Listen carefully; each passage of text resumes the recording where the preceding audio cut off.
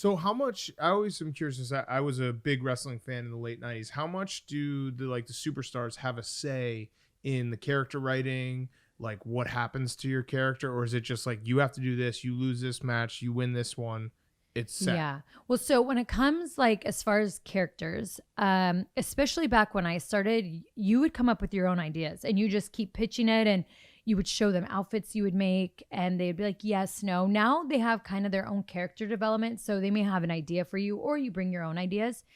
But as far as like your gear and everything, what you wear, like you decide that. Unless nice. there's something specific Vince wants.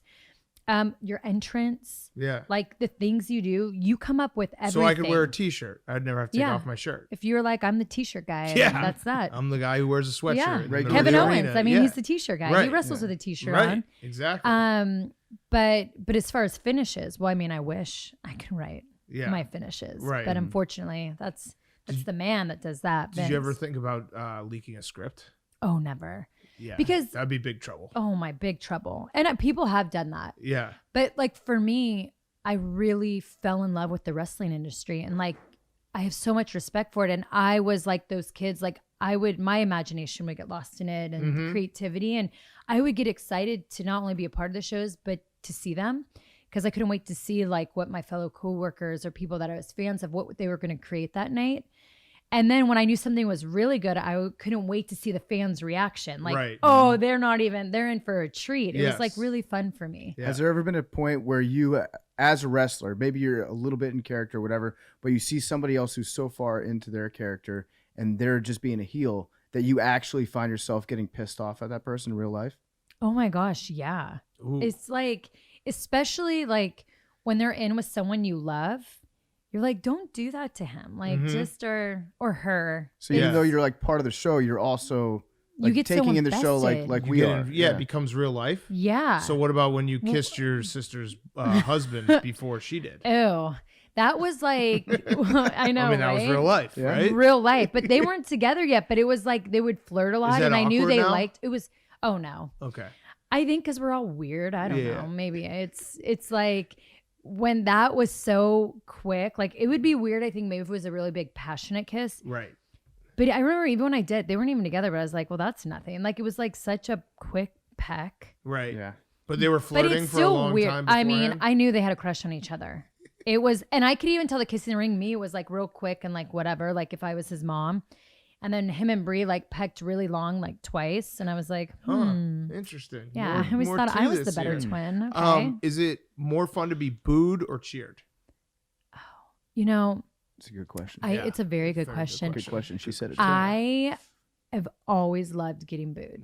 Love it. Like there's something to make people feel that is like so empowering. It's really awesome.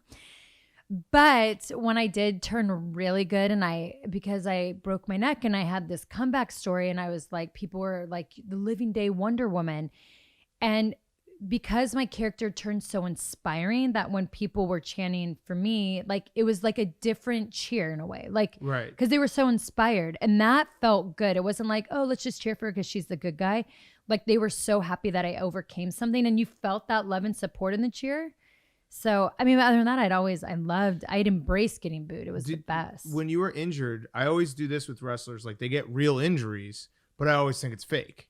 Like when you had your neck brace, I laugh when I see that picture, but you actually were injured. But it's like doctor's orders. Does that suck that like people are like, she's just doing a work? Yeah, right. I mean, I guess it depends the payoff. Okay. Like I knew at the end of the day, like even the doctors would tell me, no, you won't ever get back in the ring. I knew I was going to get back in the ring. So because showing my neck brace so much and people thinking real or fake, it ended up making it such a great superhero story.